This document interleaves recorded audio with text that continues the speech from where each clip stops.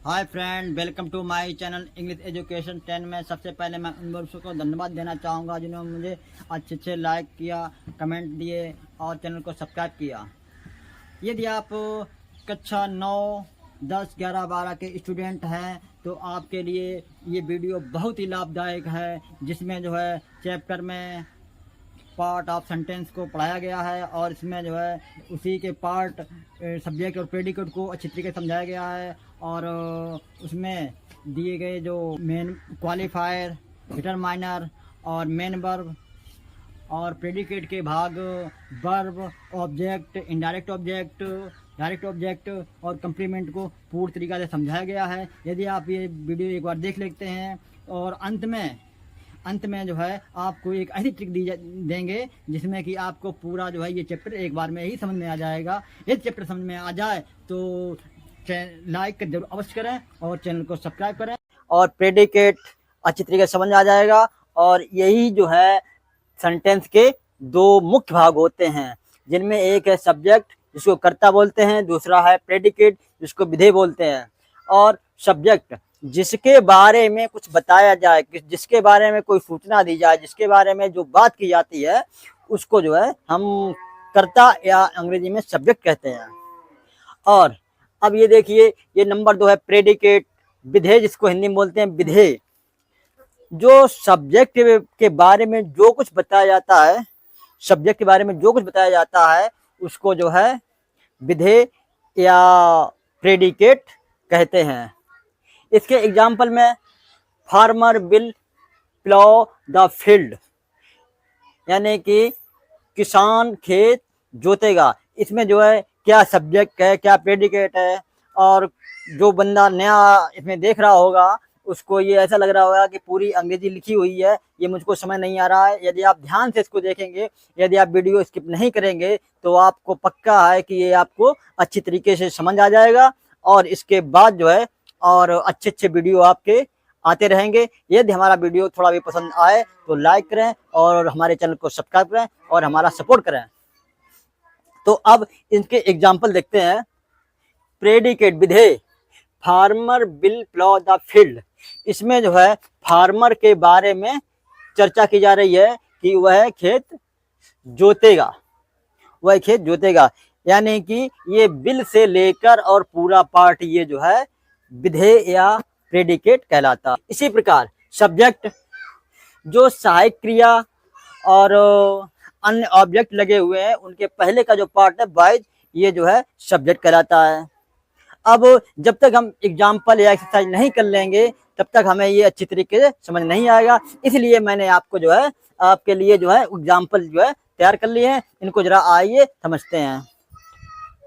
ये देखिए, he is charming boy, वह एक आकर्षक लड़का है। तो इसका मतलब ये है कि इसमें जो बात की जा रही है उसके बारे में बात की जा रही है, तो वह हो गया सब्जेक्ट, मतलब ये जो है ये हो गया सब। उसके बाद इज, एम, बाज, बर जो सहायक क्रियाएं होती हैं या वर्ब होती हैं और जो वाक्य बने होते हैं उनमें जो है सहायक क्रिया और वर्ब होता है उसको प्रेडिकेट करते हैं। सीधा दफंडा है, जो सीधी सी बात है कि जो सहायक क्रिया है, बाज, बर, बिल है, सेल है आदि जो वाक्य में होते हैं उनका जो पार्ट होता है उसको प्रेडिकेट कहते हैं और उसके पहले का जो भाग होता है, आगे का भाग, इसको सब्जेक्ट कहते हैं। तो आइए अब ये देखिए, चार्मिंग बॉय, ये पार्ट जो दिया गया है ये पूरा प्रेडिकेट है। इसके बाद ये देखिए, Karnataka, Karnataka is one of the wealthiest state. तो इसमें कर्नाटका ये सब्जेक्ट है, इसके बारे में कुछ इंफॉर्मेशन दी जा रही है इसलिए ये सब्जेक्ट है। और ये कर्नाटका के बारे में जो इंफॉर्मेशन दी जा रही है, इसके बारे में जो भी इंफॉर्मेशन दी जा रही है वह है हमारा प्रेडिकेट है, अतः इज से लेकर पूरा ये प्रेडिकेट है। Number 3, Mohan has got much wealth. इसमें मोहन के बारे में बात की जा रही है तो मोहन ये सब्जेक्ट हो गया। हैज गॉट मच वेल्थ और हैज से लेकर ये पूरा वाक्य ये प्रेडिकेट है।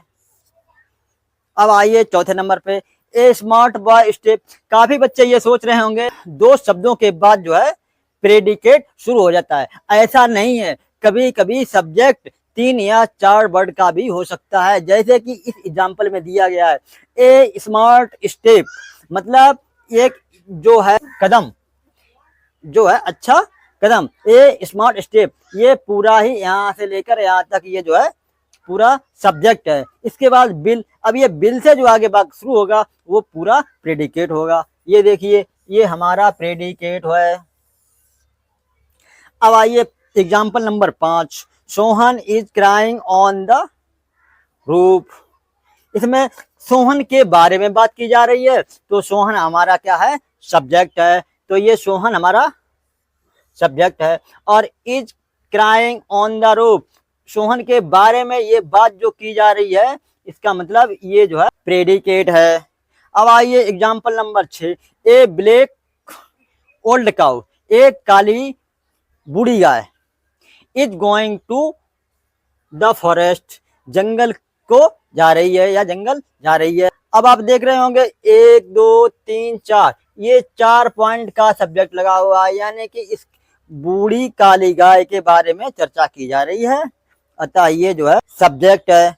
इसके बाद में जो पार्ट बचा हुआ है, इज गोइंग टू फॉरेस्ट, ये हमारा प्रेडिकेट है। इसी प्रकार people choose him the president, लोगों ने उसे राष्ट्रपति चुना। इसका मतलब है कि किसके बारे में बात की, लोग के बारे में बात की, लोगों के बारे में बात की जा रही है। तो लोगों के जब बारे में बात की तो ये है हमारा सब्जेक्ट, और जो शेष बचा हुआ है ये हमारा प्रेडिकेट है। Bhagat Singh is part of sentence के भाग, सब्जेक्ट क्या होता है और पार्ट ऑफ सेंटेंस के प्रेडिकेट क्या होता है, इसके जो है जो भाग हैं इनको आज हम समझने की पूरी कोशिश करेंगे, और अंत में हम बताएंगे आपको ऐसी एक ट्रिक जिससे कि ये चैप्टर पूरा समाप्त हो जाएगा। यदि आप क्लास 9th की परीक्षा देना चाहते हैं, 9th 10th 11th 12th में पढ़ते हैं, तो ये वीडियो आपके लिए बहुत ही लाभदायक होगा, इसलिए इसको बराबर देखें, स्किप कर कर मत देखें। आइए अब हम आप ये है पार्ट ऑफ सब्जेक्ट, सब्जेक्ट मैं बता ही चुका हूँ, और अब वो सब्जेक्ट के पार्ट भी होते हैं जिसमें 3 पार्ट सब्जेक्ट होते हैं। नंबर 1 डिटरमाइनर होता है, नंबर 2 क्वालिफायर होता है, नंबर 3 मेन वर्ड होता है। अब आपके मन में सवाल ये आ रहा होगा कि क्या डिटरमाइनर होता है, क्या क्वालिफायर होता है, क्या मेन वर्ड होता है, इसलिए एक एक करके उदाहरण से समझेंगे। ये एग्जाम्पल दिया गया है, सम गर्ल्स आर प्लेइंग, कुछ लड़कियां खेल रही हैं, मतलब कुछ लड़कियां खेल रही हैं, तो इसमें मेन वर्ब सब्जेक्ट, पहले तो आपको जानना है सब्जेक्ट क्या है, जो कि अभी हम पढ़ चुके हैं, वही सब्जेक्ट जो है इसमें गर्ल है, पूरा ये सब्जेक्ट है। और सब्जेक्ट के 2 भाग इसमें दिए गए हैं, नंबर 1 ये मेन वर्ड गर्ल्स है, और उसमें जो है दूसरा सम दिया गया है, क्वालिफायर इसे बोलते हैं, क्या बोलेंगे, क्वालिफायर। जैसे ब्लैक काउ, तो इसमें जो है काउ मेन वर्ड है और ब्लैक क्वालिफायर है। और कभी कभी सब्जेक्ट में 3 पार्ट होते हैं, सब्जेक्ट में 3 पार्ट होते हैं, 3 पार्ट में जो है जैसे ए ब्यूटीफुल बर्ड, ये पूरा हमारा सब्जेक्ट है, ए ब्यूटीफुल बर्ड हमारा पूरा सब्जेक्ट है। इसमें 3 पार्ट दिए गए हैं। अब 3 पार्ट को कैसे डिफाइन करेंगे, सबसे पहला भाग जो है ये डिटरमाइनर कहलाएगा, पहला पार्ट क्या कहलाएगा, डिटरमाइनर। दूसरा ब्यूटीफुल, ये क्वालिफायर क्या होता है, क्वालिफायर मतलब होता है कि जो मेन वर्ड है उसकी विशेषता, कुछ उसके बारे में कुछ नई बात, ये क्वालिफायर। तो ये जो है क्वालिफायर जो होगा वो इसमें ब्यूटीफुल है, जैसे a beautiful bird, A black cow, a long boy, इस टाइप के जब 3 वर्ड अगर आएंगे तो डिटरमाइनर, क्वालिफायर और मेन वर्ड ये क्रम से मिलेंगे। जैसे इसमें ये सब्जेक्ट दिया गया है, इसमें ये डिटरमाइनर है, ये क्वालिफायर है, ये मेन वर्ड है। मेन वर्ड इसमें क्या है, बर्ड चिड़िया, मेन वर्ड, इसके आगे ये प्रेडिकेट होता है। आई होप आप जो है ये पार्ट ऑफ सब्जेक्ट के तीनों पार्ट आपको समझ में आ गए। Number 1 determiner, qualifier, main word. पहला डिटरमाइनर, क्वालिफायर, मेन वर्ड। अब देखेंगे प्रेडिकेट। प्रेडिकेट के जो भाग होते हैं, कौन कौन से भाग होते हैं? हम जानते हैं कि प्रेडिकेट वर्ब या हेल्पिंग वर्ब का पार्ट पूरा जो है वो प्रेडिकेट कहलाता है। लेकिन प्रेडिकेट में लगभग 3 या 4 पार्ट होते हैं। किसी में 3 होंगे, किसी में 2 होंगे, किसी में 1 होगा, या किसी में कभी कभी 4 पार्ट भी प्रेडिकेट में दिखाई पड़ सकते हैं। कोई इसमें कोई फिक्स नहीं है, मतलब जो भी है उसमें वो पार्ट आप समझ लीजिए। आइए देखते हैं। जैसे इसमें दिया गया नंबर ही प्लेज। ही हमारा सब्जेक्ट हो गया, प्लेज हमारा प्रेडिकेट हो गया। इसका मतलब ये है, ये केवल इसमें वर्ब दी गई है। उसके बाद इसमें जब 3 पार्ट दिए गए, ही राइट्स ए लेटर।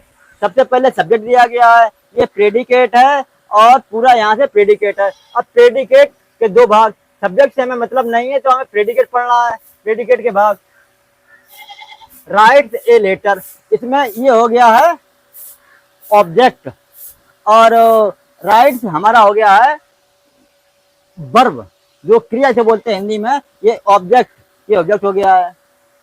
आप देखते हैं एक एग्जांपल ये, और next, she gave me A mobile. इसमें ये जो है हमारा प्रेडिकेट पार्ट है, और प्रेडिकेट में इसमें 3 भाग है। अब इसमें 3 भाग कौन से हैं? ये जो क्रिया होती है करने वाली, जो काम, खाना खाना, आना, हंसना, पीना, देना, लेना, कुछ भी जो है, ये क्रियाएं जो होती हैं, ये जो है हमारे कौन सी, ये जो है वर्ब कहलाती हैं। और मी और ये मोबाइल, ये दोनों ऑब्जेक्ट हैं। अब ये आप समझ, थोड़ा आप कंफ्यूजन हो रहे होंगे कि अगर ये 2 ऑब्जेक्ट है तो ऑब्जेक्ट 2 किस प्रकार के हैं?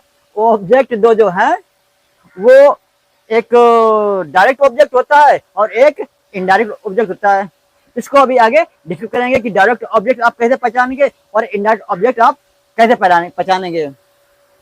ये उसके बाद नेक्स्ट है ये, हाँ, तो ये आप जान लीजिए, ये वर्ब है और ये इनडायरेक्ट ऑब्जेक्ट, और ये मोबाइल, ये डायरेक्ट ऑब्जेक्ट, ये इनडायरेक्ट ऑब्जेक्ट और ये डायरेक्ट ऑब्जेक्ट। आपको अभी हम ऐसे आप ट्रिक बताएंगे जिससे कि ये आपको और अच्छे से एकदम एक ही बार में समझ में आ जाएगा।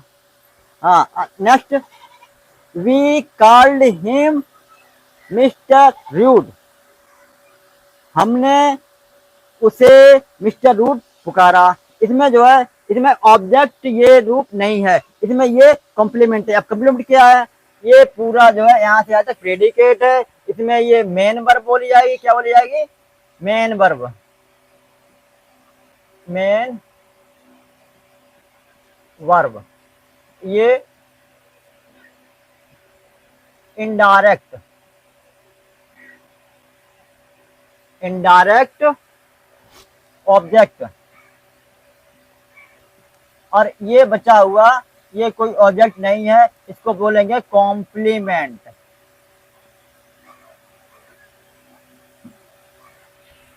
अब हम जो है सब्जेक्ट के पार्ट और प्रेडिकेट के पार्ट को समझ लिया है। अब इसमें थोड़ा डिफाइन कर लें कि डायरेक्ट ऑब्जेक्ट क्या होता है और इनडायरेक्ट ऑब्जेक्ट में डिफरेंस जो है कैसे पहचानेंगे। तो हम समझते हैं डायरेक्ट ऑब्जेक्ट। यदि आप ध्यान से देखें तो ऑब्जेक्ट का अर्थ कोई वस्तु होता है, ऑब्जेक्ट का अर्थ कोई वस्तु होता है। और जैसे ए मोबाइल, पेन, एनीवन, कोई थिंग्स, कोई वस्तु, इस चीज के जो है ऑब्जेक्ट कहते हैं। जैसे एग्जांपल में जैसे ये दिया गया है, she gave me A mobile, तो इसमें जो है दोनों ऑब्जेक्ट हैं। तो इसमें मोबाइल जो है क्या हो गया? आपका वस्तु है, तो ये डायरेक्ट इसको बोला गया है। तो मोबाइल क्या है? डायरेक्ट ऑब्जेक्ट हो गया। इनडायरेक्ट ऑब्जेक्ट, यानी कि इनडायरेक्ट ऑब्जेक्ट में वो होगा, मतलब जो कोई वस्तु न हो, मतलब एक कोई इंसान हो। जिसमें इनडायरेक्ट में हिम, हर, मी, अस, देम, ये सब इंसान को जो है दर्शाएंगे। जैसे हिम माने उसको जेंट्स में, हर माने उसको लेडीज में, मी माने मुझको या मेरे को, अस माने हमको, देम माने उनको। मतलब ये है कि इनडायरेक्ट में कोई इंसान की ही बात होगी और डायरेक्ट ऑब्जेक्ट में किसी वस्तु की बात होगी, कोई वस्तु कोई चीज कुछ भी हो सकता है, तो इसलिए जो है ये डायरेक्ट ऑब्जेक्ट और इनडायरेक्ट में इंसान। अब आइए अंत में हम जो है इसकी जो हमने कहा था कि वो ट्रिक बताएंगे थोड़ा समझने के लिए, तो अब हम समझेंगे ये ट्रिक। ये हमारी ट्रिक लिखी हुई है DQM VOC। इसका मतलब है ये डिटरमाइनर हो गया, और ये क्वालिफायर, और ये हमारा मेन वर्ड। ये सब्जेक्ट के जो है ये 3 पार्ट हो गए। डक्कम, इसको हम याद कर लेंगे, डक्कम डक्कम। और अब ये प्रेडिकेट के बाद, प्रेडिकेट के 3 भाग, एक तो वर्ब हो गया, दूसरे ऑब्जेक्ट हो गए, ऑब्जेक्ट ये वर्ब, और ये हो गया कॉम्प्लीमेंट।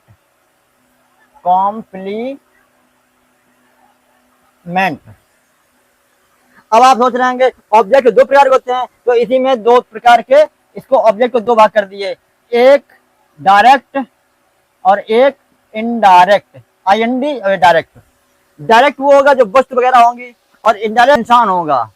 इंसान में जैसे इनडायरेक्ट एक जो है, डायरेक्ट में कोई वस्तु, क्योंकि ऑब्जेक्ट ही कोई वस्तु होती है तो डायरेक्ट वस्तु हो गई। और जो घुमा के बात पूछी जाए इनडायरेक्ट, तो मतलब वो कोई इंसान होगा, जिसमें हिम, हर, मी, अस, देम कुछ भी हो सकता है। जैसे इसमें मी दिया गया है, ये इनडायरेक्ट है, और ये वस्तु दी गई है, ये डायरेक्ट ऑब्जेक्ट हो गया। और यदि सेंटेंस में कोई ना डायरेक्ट हो ना इनडायरेक्ट हो, तो हम समझ सकते हैं कि वो कंप्लीमेंट होगा। ये कंप्लीमेंट, तो इसको पढ़ेंगे डक्कम बॉस, डक्कम डक्कम बॉस, इसको पढ़ लेंगे डक्कम बॉस। रूल से याद कर लेंगे, पहला डिटरमाइनर, दूसरा क्वालिफायर, मेन वर्ड, और ये प्रेडिकेट के भाग हैं, वर्ब, डायरेक्ट ऑब्जेक्ट या इनडायरेक्ट ऑब्जेक्ट, और कंप्लीमेंट। यही हमारी बस ट्रिक थी। यदि हमारा वीडियो अच्छा लगे तो मेरे चैनल को सब्सक्राइब करें और लाइक अवश्य करें। धन्यवाद।